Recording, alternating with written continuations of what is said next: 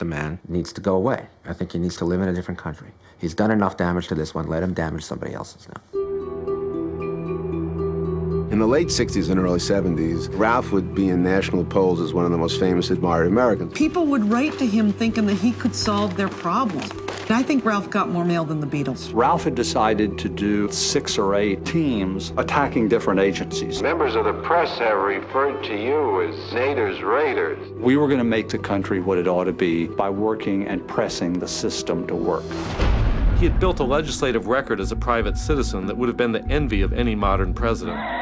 Imagine if you got in a car and the airbag said Ralph Nader, or if the seatbelt said Nader, or you look at the air and it's cleaner and it says Nader on it. If people would see that on a day-to-day basis, they'd understand the effect that this guy has had on their daily life. Ralph Nader, a name synonymous with standing up for the common good. I caught up with the legendary crusader recently during an iChat. Welcome to the show. It's great to have you here. Thank you, Eddie. It's nice to be here. In 1965, you alone decided to take on the biggest corporation in the world. What were you thinking? I was thinking if we could get GM to behave and build safer cars as the leader in the industry, the rest of the industry will follow. You have influenced people's lives in America all across the board. So everything from seatbelts and airbags to product labeling on food. I mean, the list just goes on and on and on. Are there more battles to be won? Oh, you know better than to ask a question like that, Eddie. Do I? You got corporate giants now astride the world, bringing governments to their knees, pitting governments against one another, putting their own executives in high government positions, controlling elections, concentrating the media with trivia and fantasy. We are being corporatized. Universities, the schools, commercial values are dominating ever more deeply over the critical civic values that spell a democratic society in the quest for justice. You became the third party candidate in what basically has evolved into a two-party system. But they vilify you for it. Ross Perot came along and did it before you did it. And, you know, he just kind of went off and did his own thing after he ran his campaign. And nobody hated him. Nobody loved him. He just kind of stayed like this. You, on the other hand, became such a polarizing figure. Why you and not him? Billionaire's prerogative. You're not a billionaire? It's Ross Perot, you know. And people are used to billionaires and multimillionaires now moving into politics. And increasingly, people are getting the message, aren't they, that if they don't have a lot of money, they can't run for office, even at the state level and sometimes at the local level.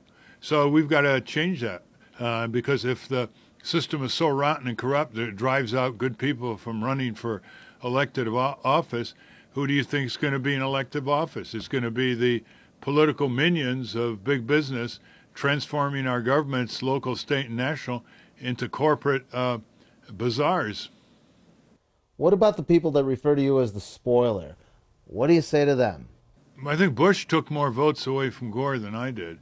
So why do they focus on the Green Party candidate? Because they think somehow third-party independent candidates are second-class citizens, should shut up and get in line and let the two parties control all the votes and get the payola from the big companies and their executives and drive our country deeper into the ground, more poverty, more uninsured people, more corruption, more tax inequities, more pollution, more of everything we shouldn't have in this country. Having said that, I do think, and Gore believes, that he won the election in 2000. It was taken from him before, during, and after Election Day from Tallahassee to that partisan 5-4 Supreme Court decision. The film, An Unreasonable Man, how long did it take to make, and how was it to have a film crew follow you around like that?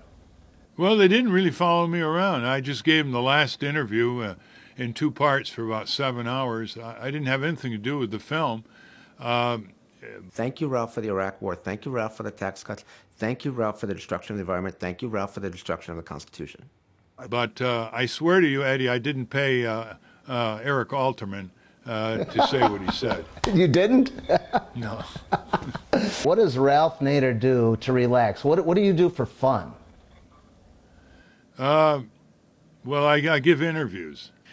Once in a while, I watch a champion sports game. Once in a while, I take in a movie. Once in a while, I read a little fiction. But justice cannot afford to take a day off, and all of us who want to advance justice have got to spend more of their leisure time doing it after they finish their work and spend time with their family. Of all the things that you've done in your lifetime so far, what's the one thing that you're most proud of?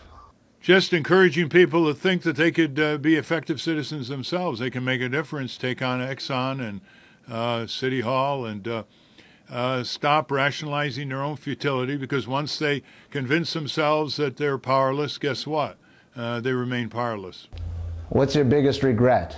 We didn't spend enough time in the 60s and 70s building grassroots organizations and getting civic skills taught in the schools, or at least having an after-school network all over the country where children learned how to practice democracy, they learned civic skills, they learned how to enjoy advancing justice and solving problems. Of course, by now they would be major leaders in the country and the world. We had a lot of young people with us, but we didn't do it on a grand scale. Mr. Nader, thank you so much for joining us. It was a real pleasure, and keep fighting the good fight. Yeah, and thank Henriette and Steve for 2.5 years of work that made all this possible. I most certainly will. Thanks.